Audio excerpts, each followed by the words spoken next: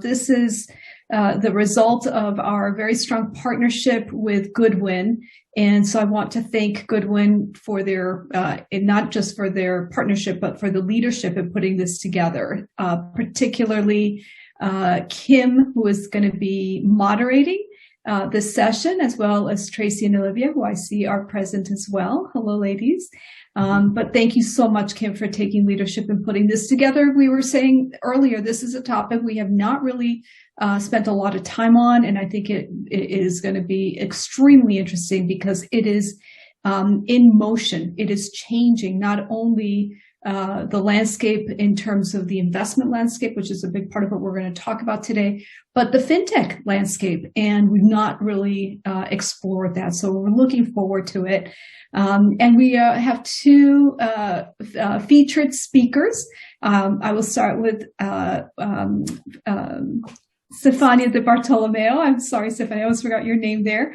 Stefania is the CEO and founder of a company called Invesments, a platform of data and analytics that helps investors and companies and advisors evaluate where they stand in terms of ESG. And I won't steal her thunder, but let you really know that this is an area in which she is breaking ground. And so looking for not only your reaction, but your input in terms of some of the things that she's doing within her company, and just really, really fascinating. So we're delighted to have you, Stefania. Thank you for joining us. You're going to bring a very practical perspective to this discussion.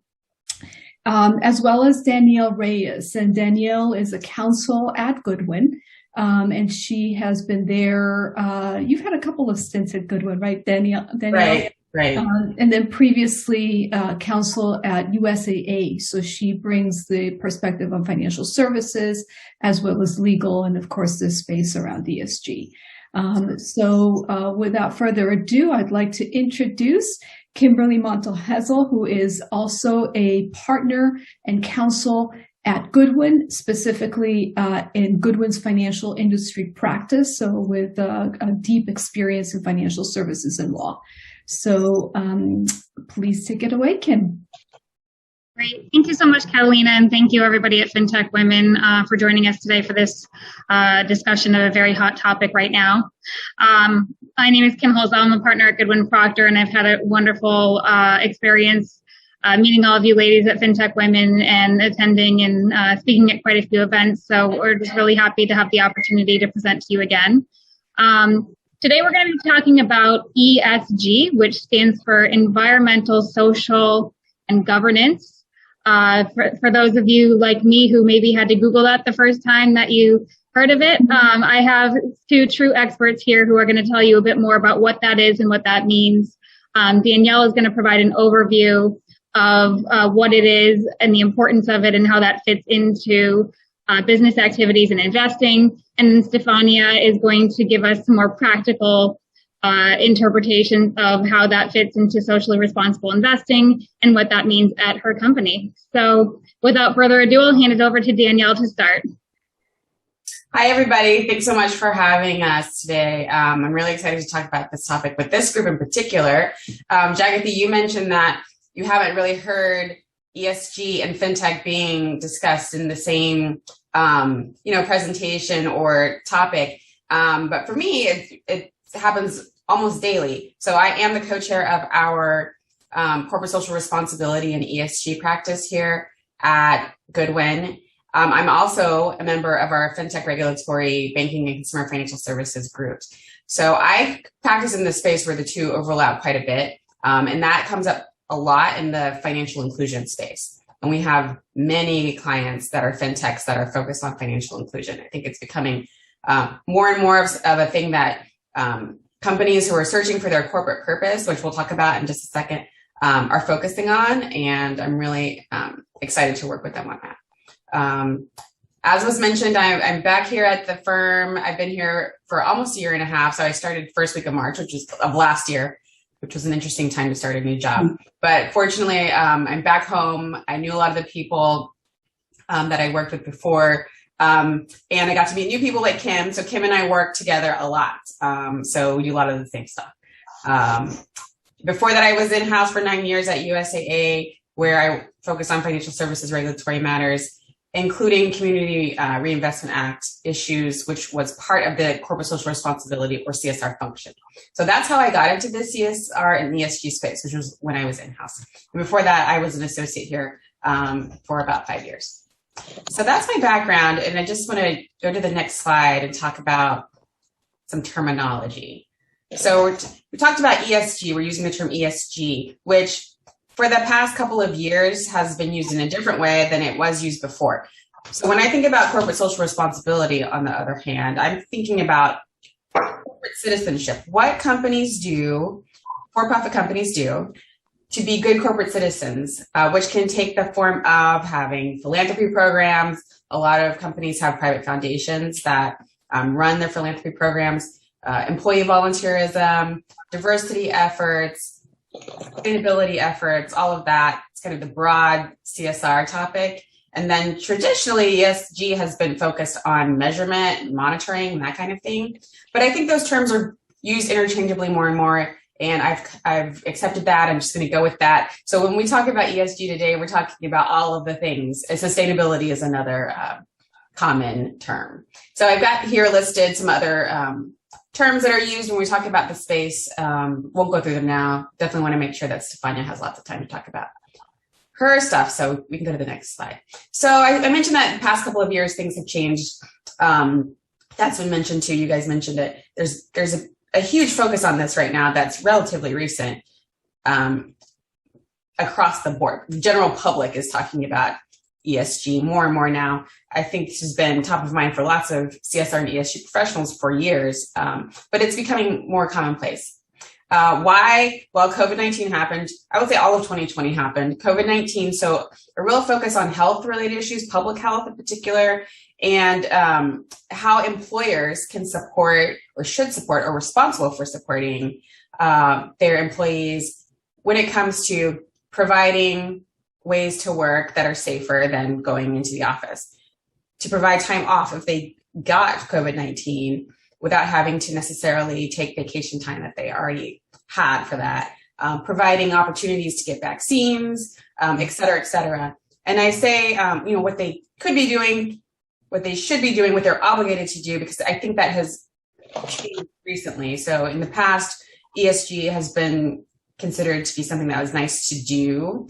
And now I think various stakeholders are demanding that corporations in particular get more involved and provide more support. Racial justice initiatives, clearly there was a lot of, the public consciousness was really focused on racial justice last year and this year as well. Wildfires and superstorms, we're talking about the weather and how that is changing, and it's really the costs that were kind of easier to externalize are now just in people's faces now. So they are not just going to accept that corporations are going to pollute or they're going to have massive carbon emissions. It's just not acceptable anymore. And I mentioned stakeholders, continuing evolution of stakeholder demands. In the past, I think shareholders were seen as the ultimate stakeholders for private companies, but now we think more broadly about stakeholders, and they include customers, employees, and communities that companies work within as well. Next slide, please. So focusing on changing customer expectations, I pulled a couple of things that either came up on my Instagram feed or I got an email about. And, I'm surely Google is tracking me and knows that I'm interested in this kind of stuff, but I did not ask for these things. They just came to me. And I think it's a good indication of where the market is going and what companies think people want to see. So Paula's Choice Skincare, I put this here because on the bottom of that little graphic there, you can see that they're talking about safety. They're talking about scientific research. They're talking about truth. They're not talking about making your eyelashes look twice as long. They're not talking about making you look younger. So I think in the past, skincare focused companies were more focused on, what the product was going to make you look like. And now they're shifting toward, things that people care about today, which is more about what their putting on themselves or putting on their faces. So I thought that was a really interesting example. On the other side here, we have an email I received from West Elm. I'm sure I've bought something from them before. And new and sustainable, they're talking about furniture and focusing on the sustainability of it, which I think is a new thing, at least as far as emails that I get. So I'm sure some of you are experiencing the same thing. Next slide, please. I mentioned corporate purpose. I wanted to just point out a couple of examples that I thought might be interesting to you all there. I found them really interesting. So Curatable is a company that is a fashion company, but it's not, their mission isn't to, create the most fashionable clothes or be the most desired brand in the world. It's to make fashion accessible to people with disabilities, which I just thought was really, really great example of how companies are really focusing on doing well by doing good. Another example is Elevest. I'm sure many of you have heard of this Sally Krawcheck's company that is focused on women and making women more financially independent. And they're doing extremely well, again, by doing good. Next slide, please.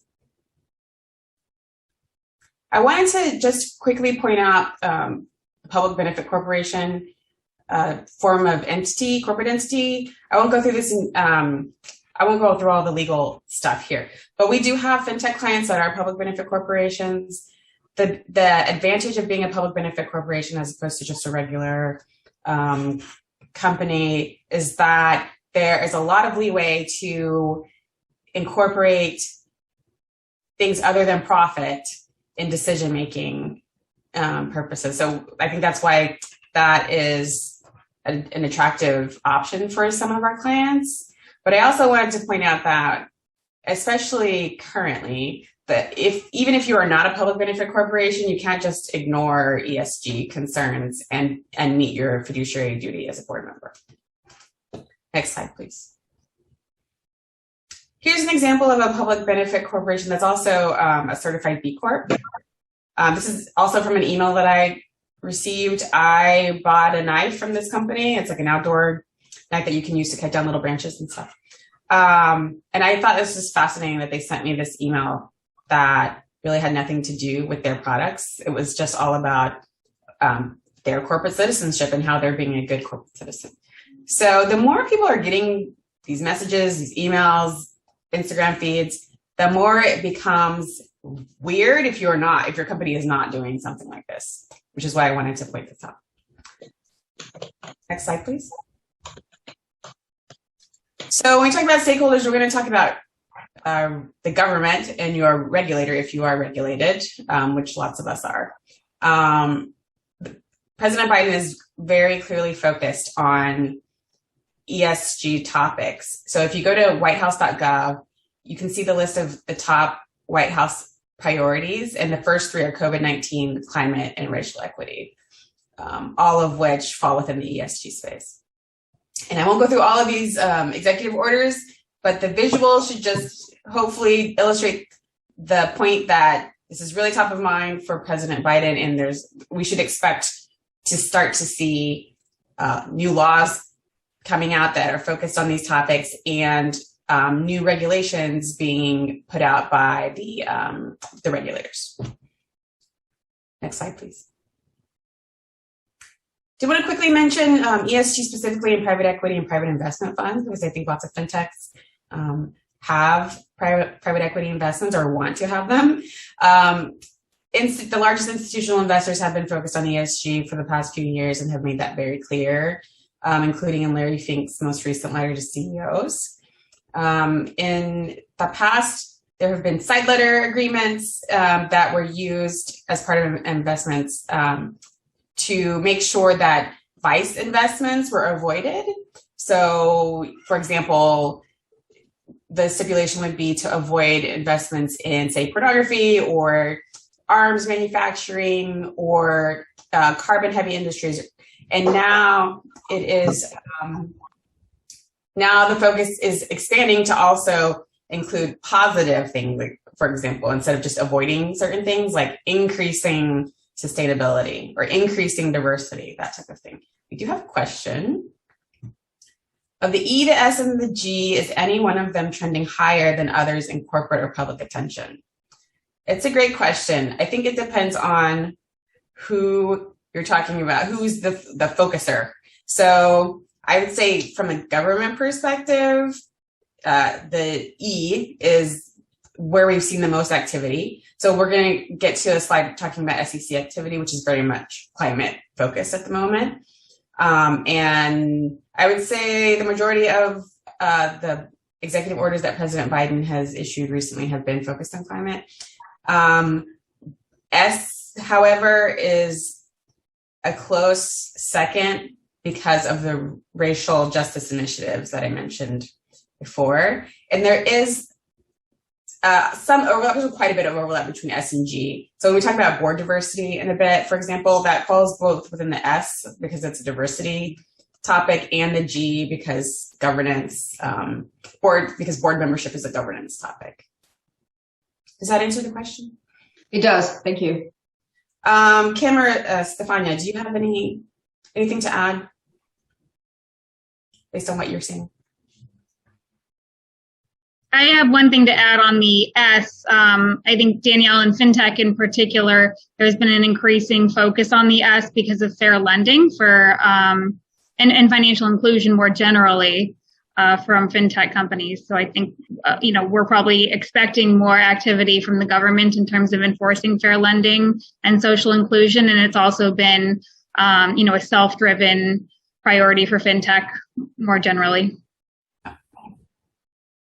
Thank you. So the E of environment is easier to report for companies. And we have seen a lot of focus on E, especially related to new regulation or to new sustainable product like ETF on climate change. The S is okay. It's a key focus if you're investing in developing countries, because most of the social workers initiatives goes under the S. So in countries like Europe, or region like Europe or North America, they don't really matter that much. So they are very relative when you're investing in developing countries. And G, everything that goes under the G, honestly, has always been a key focus of every really good analyst, even before ESG was a trending word. And they are extremely important, and they never change, even if you are investing in different countries or in different industries. But I'm happy to explore this later. I have actually a slide just on different ESG issues. Fantastic. Thank you. I'll just quickly go through the rest of this slide. ESG as a marketing tool. There's a huge demand for ESG related products, especially as investments, as I'm sure you are aware of, and ESG as a risk reduction tool. So this is just not window dressing. There are actual practical risks that need to be addressed, and they fall within the ESG space. So climate change, plastics pollution, et cetera. Reputational risk for not focusing on ESG, and breach of fiduciary duty risk, which I mentioned earlier. Next slide, please. I'm going to quickly go through this because I really want to get to Stefania's part. There are lots of global initiatives.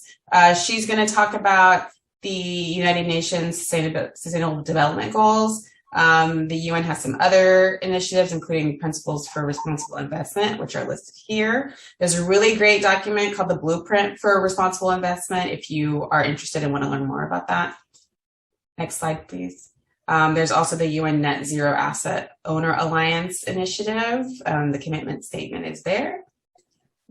Next slide. Reporting frameworks. Stefania mentioned reporting, and how the E is easier to report on. Reporting is very challenging. In the US in particular, there is no mandate to report in any particular way. I've listed here several to choose from, and there are more that I didn't include, and there are more coming out daily, which is very frustrating. From a practical perspective, when I am advising US clients, I always start with SASB and GRI. SASB is the Sustainability Accounting Standards Board. I really like SASB because it is industry specific. So you pick which industry you want and a framework pops up and you can start there. GI I also like because it's a little bit more qualitative than SASB, which is more helpful for especially S related social initiatives. Next slide, please. Recent Scc activity, as I mentioned, the Scc has been very focused on the E in particular. I'll just point out the Climate and ESG Task Force within the Division of Enforcement that was announced on March 4th. I think it's really important to point out that it was enforcement and not examinations that the task force lives in. So this task force is going to be looking for violations, which means that they have identified that there are violations out there to ding people for. There was a risk alert that was released on April 9th, which gave us a little bit more clarity into the types of things that the Scc considers to be an ESG violation. And just wanted to point out that Scc does not require the adoption of ESG strategies, and it doesn't monitor ESG performance or dictate what good ESG performance is. It is very much focused on public-facing documents and whether those documents accurately describe what is indeed happening behind the scenes. Next slide, please. Just briefly mention that there's a lot of board diversity requirement activity at the state level and also in a NASDAQ proposal. So this legislation aims to increase the representation of women and other underrepresented groups on boards. Next slide, please. And I'm not a European lawyer whatsoever, but I did want to include this just for your information. Europe is way ahead of the US when it comes to mandating ESG type of disclosures. And that can be important even for the US, even for US investors, because the SEC recently has started to want to see the same type of disclosures with respect to a US investment if there is a related European component that the disclosures for which are following these rules. So I think technically they don't apply if we're just talking about an investment that is being targeted to US investors, but practically speaking, that may not matter because the SEC wants to see it. Next slide. To wrap up my portion, I just wanted to mention that I have a lot of clients that are establishing new ESG functions, and they're usually pulling somebody from a different department to lead that function and be the head of ESG, and that person doesn't necessarily know what that means.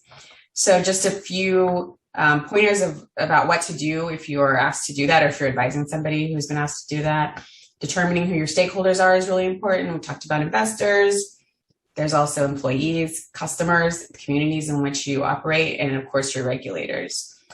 Do a materiality assessment. You cannot do everything at once. You have to figure out what the most important things are, and you can get that information from your stakeholders. Coordinate with other teams, especially compliance, given what I just said about the SEC's focus. You can create and revise existing policies to align with your new strategy. Consider whether you want to issue a report. It can be called an ESG report, sustainability report, and if so, how frequently. Every 2 to 3 years is pretty common. And then prioritize and plan. You're not going to be able to do everything at the beginning. So you just have to figure out what's the most important and create a plan, stick to the plan, and then reprioritize. Any questions for me before I turn it over to Stefania? All right, thanks. Great. Thank you so much, Danielle. That was really helpful, and it was a great overview of what ESG is.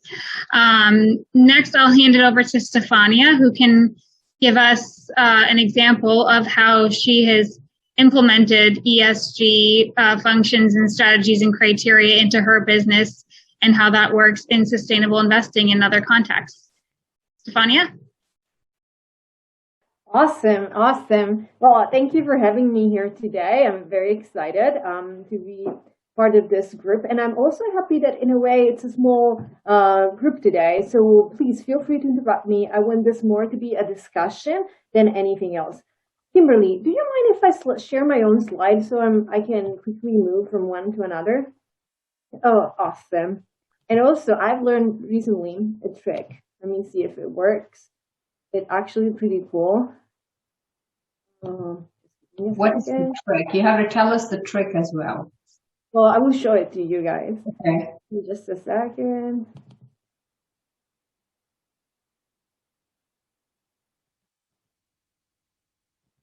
There.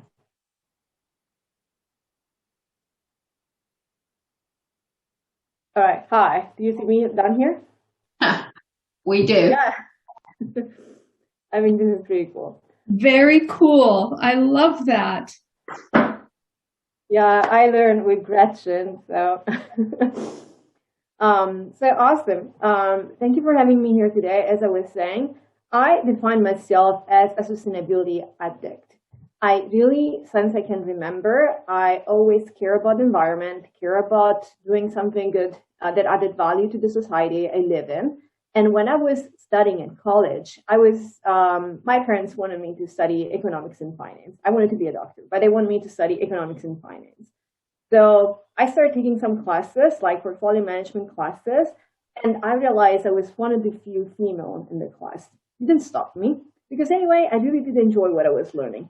But I felt a little disconnected from the mission of making money at all costs in a very short amount of time, to the idea of really building something that generates value over the long term. So I started feeling this kind of disconnection. And back then when I was in college, and it was just 12, 13 years ago, there were no classes on sustainable investing, ethical finance. Even the word ESG was not out there. So I really had to learn how to integrate sustainable principle into investment decision-making on my own.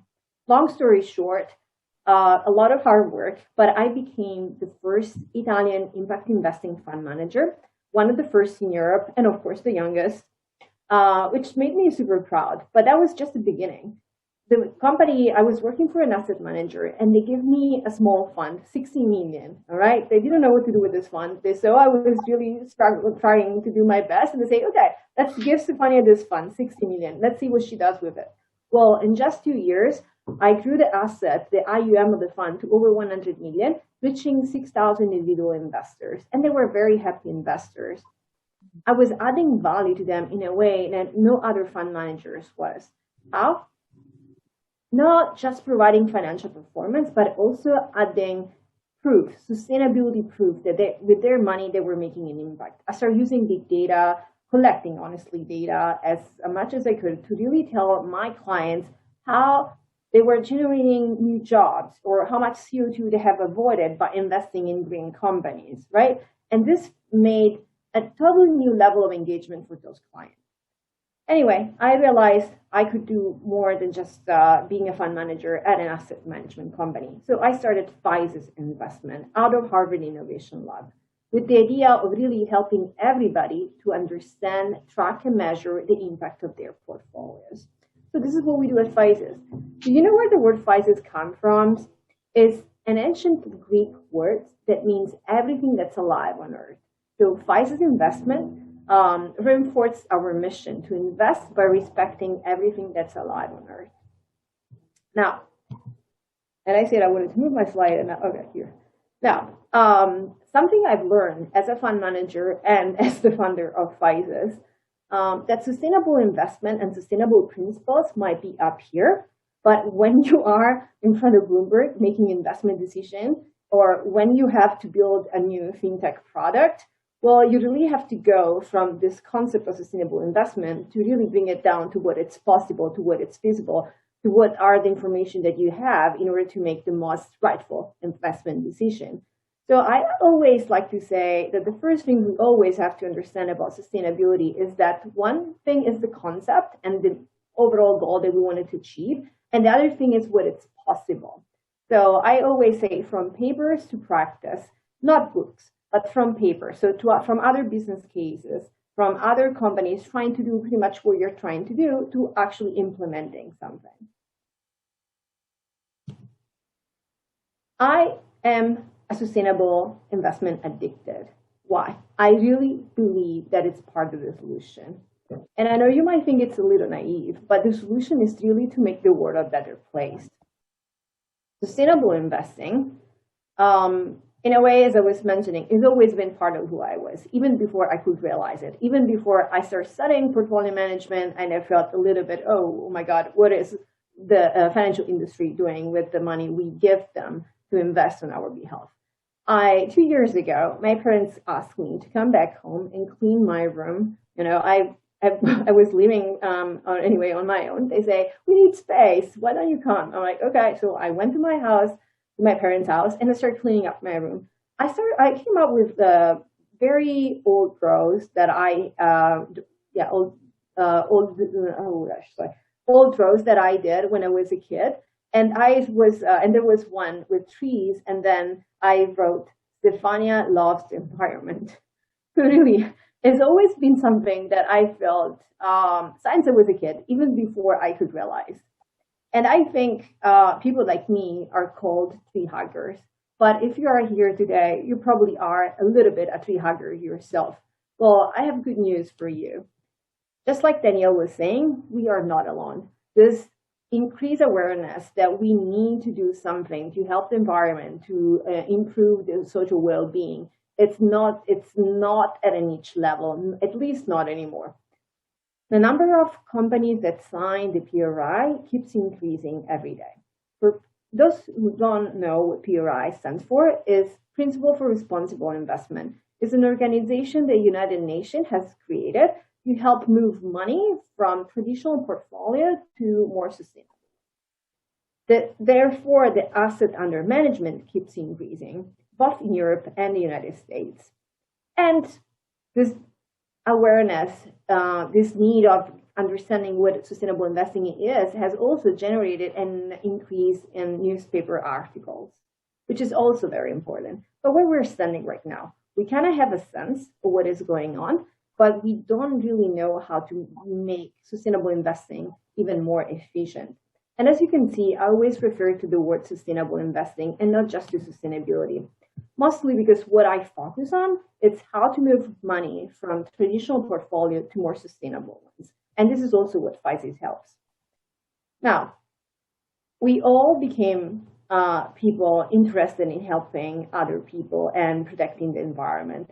But there are also very high-level goals, like the Sustainable Development Goals developed, again, by the United Nations. This has become more and more a framework in the financial industry to try to prove and provide sustainability or impact results through portfolios. This is a really great way of seeing where we need to go, right? But it's not really a great framework to report on sustainability, especially when it comes to portfolio level. Why? These goals are very high level, and it's really hard to really measure it down when it comes to really portfolio. We try, we do it, but it's not the most efficient way. So again, you remember when I was saying sustainability from the high level concept to the real practice? This again is a problem. We have these high level goals, and then we have to try to achieve it and report on them. But it's almost impossible, especially if you are in developing countries. So you're acting in developing countries. But we didn't become all of a sudden so interested in sustainability because everyone has become a good person. It's mostly because there is some science behind.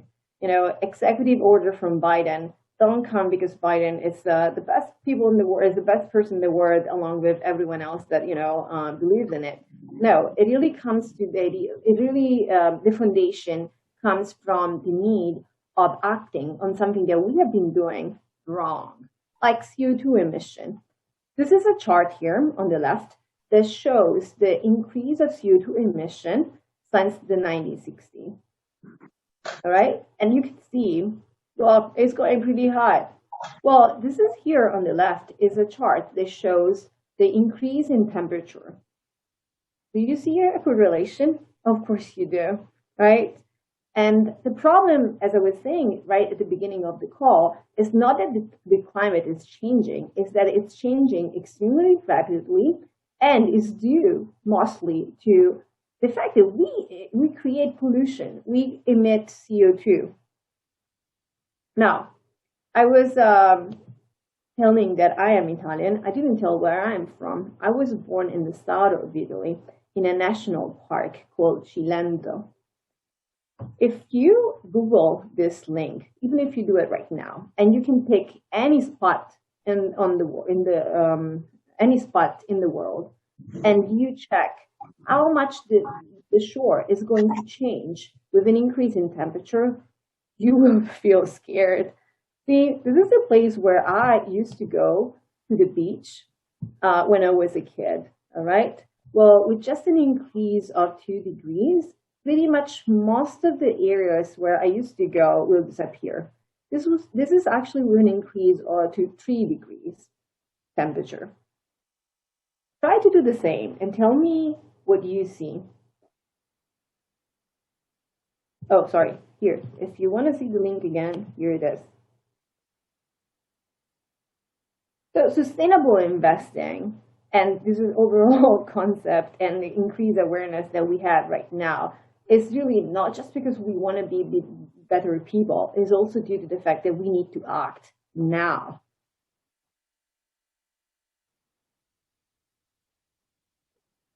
And as I was saying, I'm a huge believer in sustainable investing. I see it as part of the solution. If we move money to invest in companies and projects that respect the people and the environment, those companies are going to create sustainable products, sustainable solution, innovative solution that will bring back financial performance and generate long-lasting value. We are going to create for the first time a positive loop, right? That is going to also mitigate and fight climate change, regardless if we believe in it or not, it is happening. Just as we are polluting the oceans, all right? You don't want to believe in climate change, it's fine, but you have to believe in the fact that the oceans are full of plastic, and we eat fishes that eat plastic. Nobody wants that.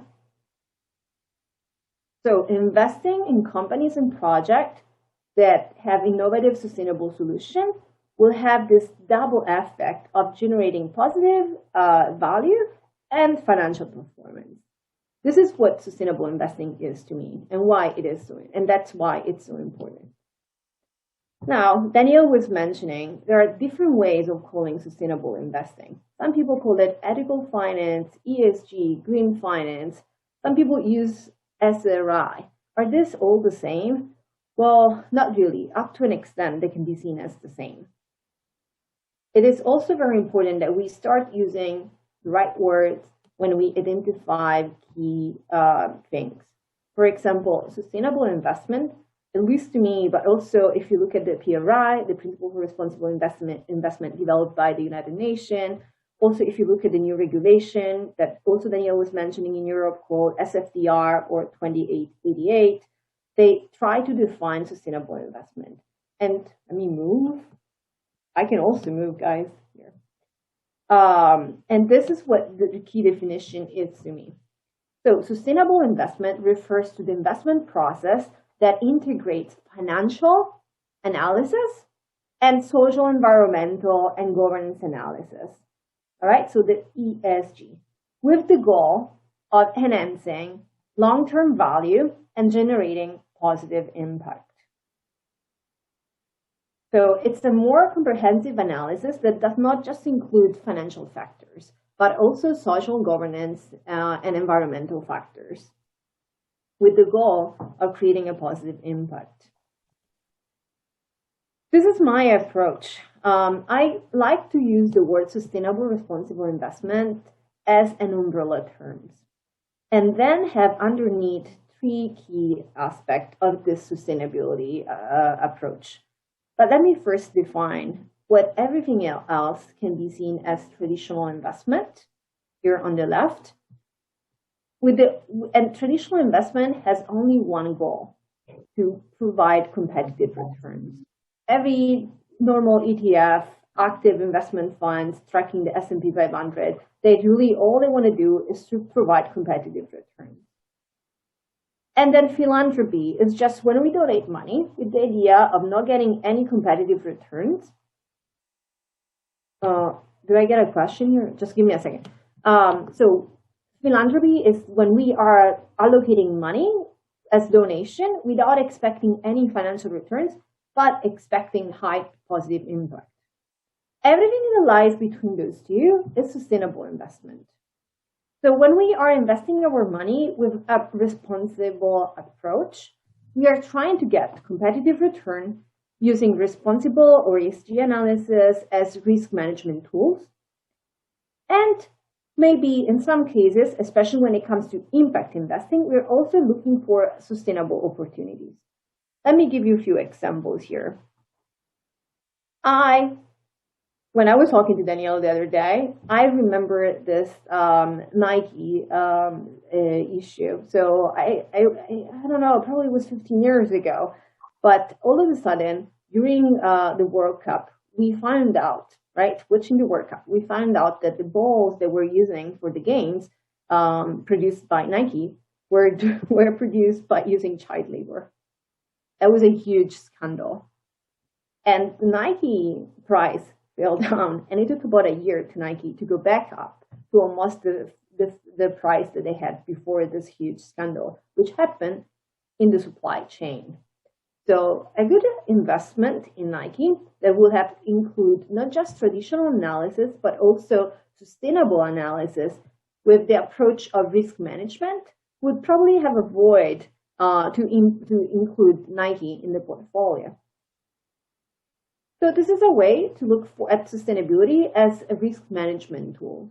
We expand our factor analysis to avoid non-financial but material issues to the portfolio. But if we are looking at sustainability more with the idea, well, I want to generate return and also make positive impact, then we don't just look at sustainability as a risk management tool. We also look at sustainability as an opportunity. I know that organic cap like this used to be made of plastic. This is 100% recycled. Yeah. Cool. I know that if I invest in a company like this, in the coming years, I will have a competitive advantage because they have a product that will be compliant with new regulation, will be bought by clients that are more and more responsive to environmental issues. So I'm looking to invest, making a positive impact under the SRI umbrella. Let me read a question, but happy to answer some if there are more. This is great information from Kristen. Is there a measure tool, ESG indicator, to help us really be able to measure if the company? Yes, absolutely. Absolutely. FISA helps in doing this, but I'm also going to go through a presentation today where I will present a few KPIs that we can take a look at. This is more to establish the definitions and really figuring out what can be seen as sustainable investment, what is not. Now, this is even more technical. I would just briefly mention it. Sustainable approach is one thing. When you're building a portfolio, you're adopting sustainable strategies. And there are 6 defined sustainable strategies, again, from the PRI, and they can all be combined together. I can, for example, decide to exclude all the companies that do not monitor child labor in their supply chain. And in the same portfolio, I can also include all the companies that have at least 50% of executives that are female, which can be seen as an ESG best in class. All right? So these are strategies to build portfolios, and they can be combined.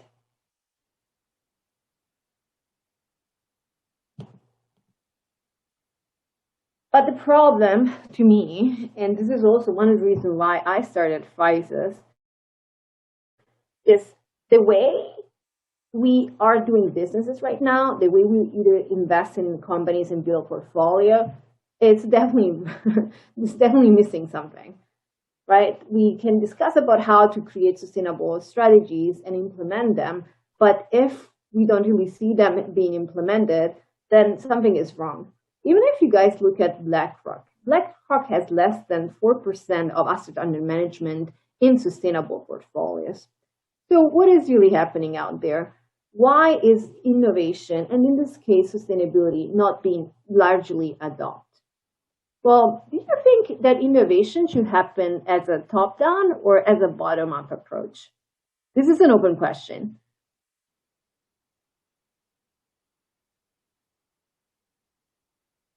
All right, awesome. Really, no one? Well, I would go with my answer. I believe it should be a combination of both. But a top-down approach is still absolutely key. Otherwise, any solution that comes from bottom-up will be stopped at some point. If you Google board member, right? Board members are the ones that really have to provide direction, strategies, long-term value at a company, even at a company like BlackRock. If you Google board member, look, you don't see that much of a difference between people here at the beginning of the century and right now. So how are we going to expect big corporations to make big change, even towards sustainability, if they can't really change their approach, if they cannot see, things differently, as they have seen things the same way for years, and they've been doing business in the same year for years? What is happening in the sustainable investment space right now? It's really a status quo. There is a lot of people talking about it, but very few active in an efficient way and an effective way. We see an overuse of ESG score, and I'm happy to go through this. A lot of lack when it comes to creating uniformity regarding either terminology or the way they report on sustainability. And the very, very cliche narrative. See, a company like Goldman Sachs that honestly didn't even know what ESG means until a few years ago, now they claim it's always been in their DNA. And then you go and take a look at their portfolio and you're like, really? That's weird. And this is happening pretty much at all levels. They see it's trendy and they try to greenwash you. So one of the reasons why I started FISIS was really to bring clarity here and to provide a reporting tool that would allow everybody to really understand how they were making an impact with their money and what companies were doing better than others when it comes to water recycle or plastic production or gender equality in their executive position or in their management position or even just as a percentage of employee or new hires. If we don't start from measuring, we will never be able to make big changes, because we have no benchmark otherwise. And the journey of innovation is never easy. But see, one of my best friends is becoming Google. When I don't know anything, I just Google. When I'm in doubt, I Google. When I'm looking for confirmation, I Google. So I was Googling innovation journey. I have not seen, not even in one of the images that was popping up showing in the Google image research, anything in the innovation journey that included sustainability, which is crazy. And I really couldn't understand why. So everything was, okay, idea, validation, startup stage, scale up, market player. All right, how to do that? Cool. The value of dev, right? But nothing was actually integrating sustainability. And this is really wrong. This is where we all have to come in. So sometimes when I was Googling in sustainability integration, I could see economy, environment, society as three different pillars that somehow they intersect. But something inside of my mind was like, well, so what if I do something that is between providing positive return and is adding value to the society? It means I'm excluding the environment. What if I'm doing something good for the environment and the society, it's just that wasn't right. So I come up with this other approach, which I think it should be also a key component of every innovation process. We start with this broader approach of respecting the globe, the environment, and then focusing also on anything that we do should respect also people and the society as a whole, and should have an economic value. If we start, sorry to interrupt you for a very quick minute, and also to Kim. I know we are approaching 1:00 and some folks will have to leave. So just wanted to do a quick time check and also let our audience know that, like always, you're recording this. So if any of you have to drop at one, there will be a recording available. So back to you. Awesome, thanks. So I kind of lost track, but I was saying, so everything that we do, it should be this creating this inclusive approach. And indeed, take a look at this. I mean, can you believe it? It doesn't really make any sense. I mean, if I take a look here and I'm like, okay, why? Really, why is this happening? Why should I pay for a product that it will cost me more? It will probably be less tasty, and it will pollute.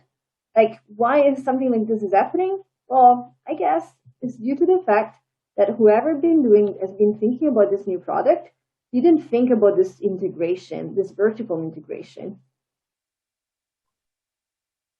And unbelievable to believe, but things like this still happen.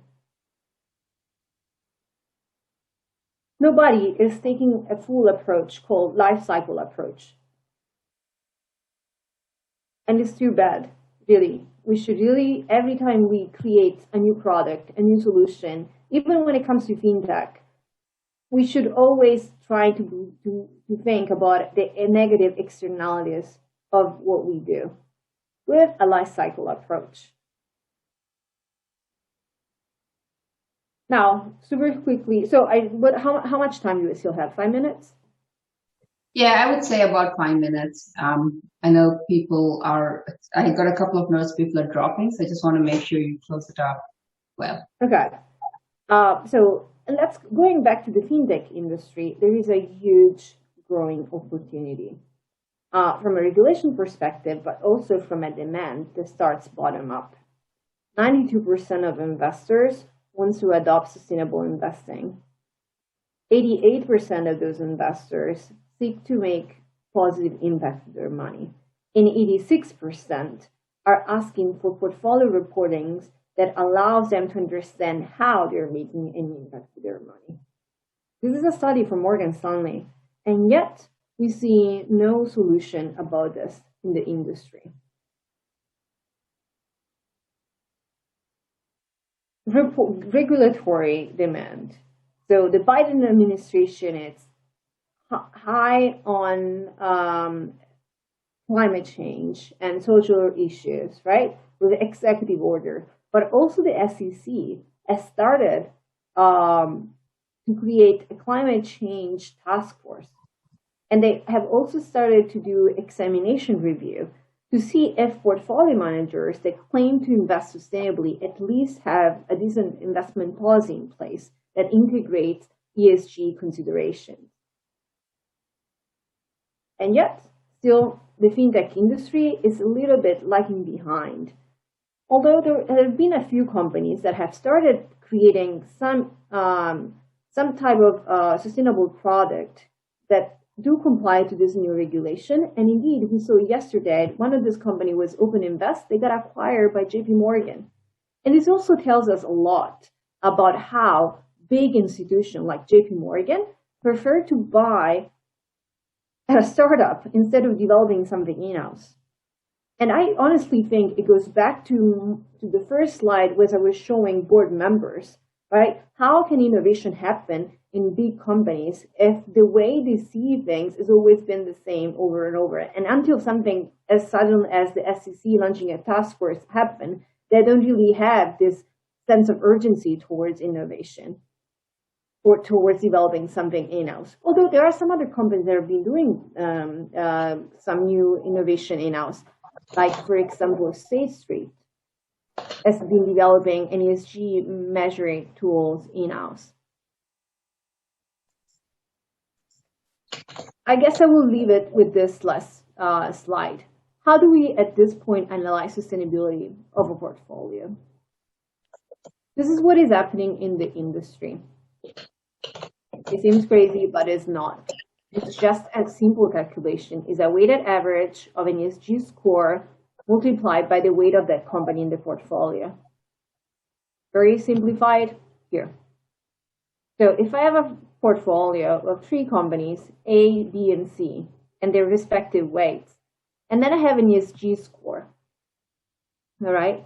I can simply multiply 40 multiplied by 96 plus 20 multiplied by 76, 40 multiplied by 84, and I get an ESG score of the portfolio. But this is really a very synthetic calculation, and maybe the place where to start, but not where to end. And this is also one of the reasons I wanted to build FISAs. We go further behind just a simple ESG calculation. Now, there was also a question here in the chat. How do we create an ESG indicator? So an ESG indicator quite often comes from a company like MSCI ESG or Sustainalytics. They have analysts and they assess the sustainability at the company level, right? They have their own framework of analysis and they decide that Nike might be 96 and Adidas might have 76. Maybe because Nike, due to what happened in the past, they have a very strong supply chain management, and Adidas might be lacking in that.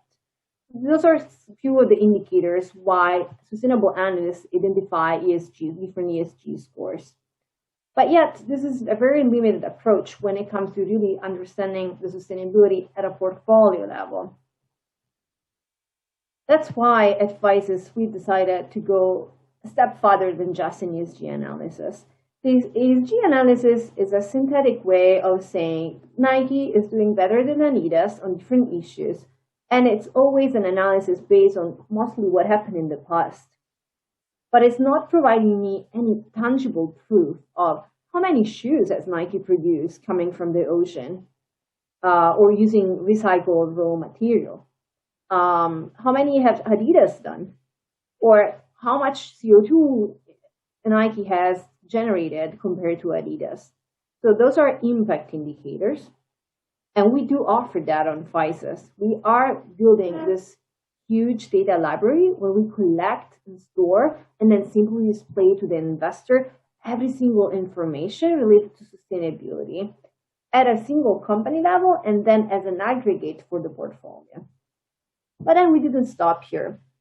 And we decided, well, but companies exist for a reason. They are producing products and services. So why don't we go and analyze and assess the sustainability of those companies' products and services? Also taking into consideration the life cycle assessment of a company, of a product, sorry. So let's take, for example, Tesla. As anybody, well, Tesla might seem like a really cool ESG or green investment. But if you take a look at their impact data in terms of emission or in terms of gender equality or independence in the governance, it's crazy. It's actually pretty bad. And if you take a look at the life cycle assessment of the car itself, it's actually scoring lower than Volkswagen. So we decided to really enhance the sustainable analysis at a company level and then bring this at an aggregate level for a portfolio with a very simple tool where you can just input the security of a portfolio or, the identifier of a security of a portfolio and have all of this displayed to you. And I really think this is key when it comes to fintech innovation, because otherwise we are not providing any type of proof. Sorry to interrupt you once again. Do you know how much more time you would take? I just got a couple of questions from. Yeah, no, I can really stop, so it's fine. So I just wanted to end with this. But security in a portfolio is just one piece of the puzzle. You also have to understand if the portfolio management is actually capable of integrating sustainable principles, how long he has been doing this, like his own track record. And the same thing is for the asset management. For example, going back to BlackRock, why should you invest in BlackRock when they have big claims, but a little bit of their IUM is devoted to ESG or sustainable investing, when maybe there are other players out there, maybe smaller, but they are 100% focused on sustainability? I can truly stop here. My apologies for interrupting. Kim, can I give this back to you to close up? And then I can just talk about the next event and then the audience.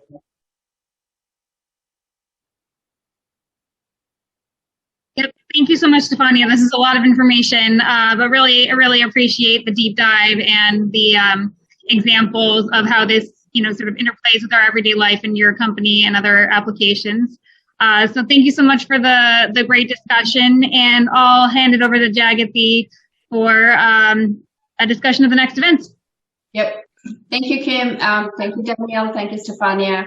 I think what is really interesting today is the kind of helping us understand what ESG stands for. What is the kind of industry government focus as well as community focus on ESG, and then a practical example of how a young company is translating all of that into something that is usable and tangible. So thank you to our partners at Goodwin for hosting this, and of course to our speakers Danielle and Stefania. For our audience, FintechWomen is continuing kind of this, I'm going to use the word esoteric, even though it's really not, but not really hardcore technological conversations, but the ancillary pieces that are now affecting how both how entrepreneurs, end users, as well as investors and government, how the entire ecosystem thinks about fintech.